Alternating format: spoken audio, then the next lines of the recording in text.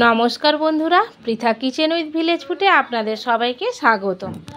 আমি বিভিন্ন রকমের লজেন্স দিয়ে পেপসি বানাবো। কিভাবে পেপসিটা বানাই চলুন দেখে নেওয়া যাক। এই লজেন্স দিয়ে পেপসি বানানোর জন্য 3 রকমের লজেন্স আর রসনার প্যাকেট নিয়েছি। পুরো ভিডিওটা দেখার জন্য অনুরোধ রইল। চ্যানেলে নতুন হলে সাবস্ক্রাইব করে পাশে থাকবেন। দেখুন বন্ধুরা, পালস আর লিচু লজেন্সটাও ছাড়িয়ে নিয়েছি। এবার একটা পলিথিন নিয়েছি, লজেন্সগুলো পলিথিনের মাঝখানে দিয়ে দিলাম, দিয়ে পলিথিনটা চাপা দিয়ে দিলাম। এবার একটা নোড়া নিয়েছি, নোড়া দিয়ে লজেন্সটা ঠুকে ঠুকে ভেঙে নেব।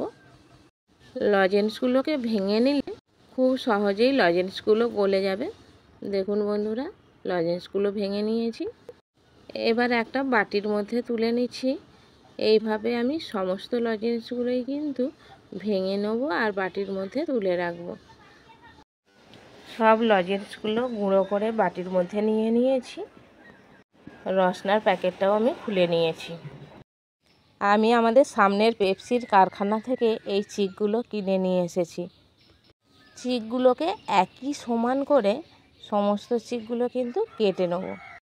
পেপসির চিকগুলোকে একই মাপ করে আমি খুব সুন্দর করে কেটে নিয়েছি। দেখুন বন্ধুরা, একটা কড়াই নিয়েছি, কড়াইয়ের মধ্যে আমি এই বাটিটার মাপ করে 1.5 বাটি জল নিয়ে নিয়েছি। জলটা একটু গরম হতেই দিয়ে দিচ্ছি ভেঙে রাখা লিচু লজেন্স। এবার আমি খুন্তি দিয়ে নাড়তে থাকবো যতক্ষণ না লজেন্সটা গলে যাচ্ছে। লজেন্সটা একেবারে গলে গেছে। আমি 2 চামচ চিনি দিয়ে দিচ্ছি। যেহেতু লজেন্সগুলো বেশি মিষ্টি, সে কারণে বেশি চিনি দেওয়ার দরকার নেই।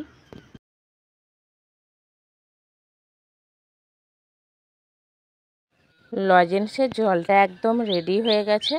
আমি একটা বাটির মধ্যে নামিয়ে নিলাম। কড়াইয়ের মধ্যে আবারও আমি 1.5 বাটি জল নিয়ে নিয়েছি। জলের মধ্যে দিয়ে দিলাম পালস লজেন্সের টুকরোগুলো। লজেন্সগুলোকে গলিয়ে নেব। সেমভাবে এখানেও আমি 2 চামচ চিনি দিলাম। কিছুক্ষণের মধ্যেই চিনিটা কিন্তু একদম গলে গেছে। পেপসি করার জন্য জলের পাকটা কিন্তু রেডি হয়ে গেছে। এইবার আমি একটা বাটির মধ্যে নামিয়ে নিয়েছি। আবারও আমি 1.5 বাটি জল নিয়েছি। জলের মধ্যে ফান লজেন্সের টুকরোগুলো দিয়ে দিয়েছি। লজেন্সের টুকরোগুলো গলে গেছে। এখানেও আমি 2 চামচ চিনি দিলাম। চিনিটাকে গলিয়ে নিচ্ছি। কোনো রকম কালার ইউজ না করে বিভিন্ন কালারের লজেন্স দিয়ে কিন্তু বিভিন্ন কালারের পেপসি বানানো যায়। তো ফান লজেন্সের জলটাও কিন্তু একটা বাটির মধ্যে ঢেলে নিয়েছি।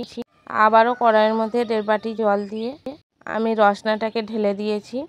জলটা কিছুটা গরম হয়ে যাওয়ার পরে দিয়ে দিয়েছি 2 চামচ চিনি। 2-4 মিনিটের মধ্যেই কিন্তু খুব ভালো করে ফুটতে শুরু করেছে।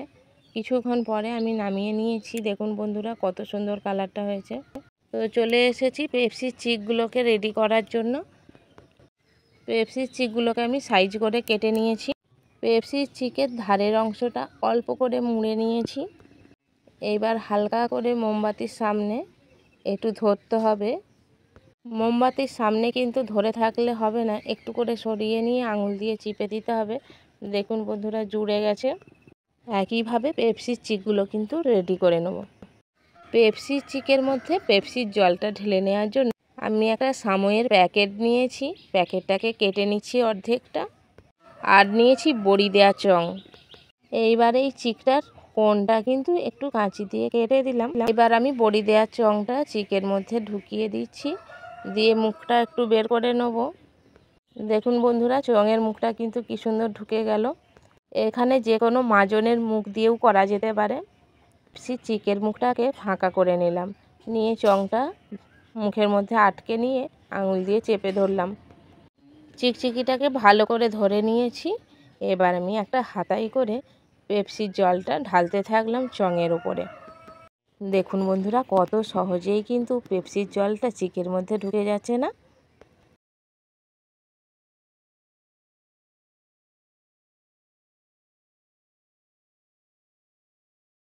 এবার আমি পেপসির চিকের উপর থেকে চংটাকে তুলে নেব।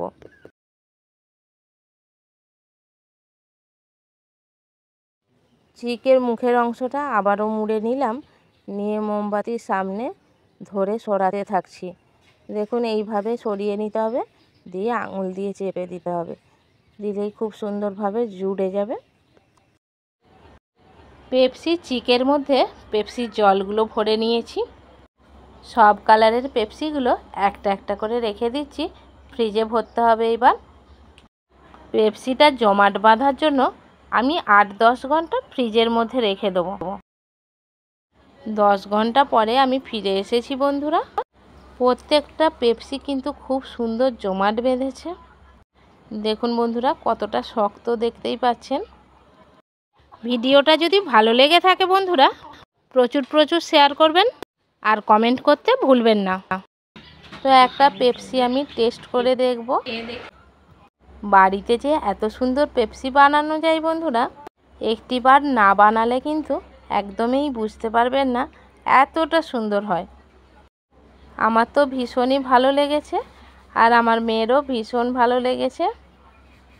আবারও দেখা হবে বন্ধুরা পরের ভিডিওতে।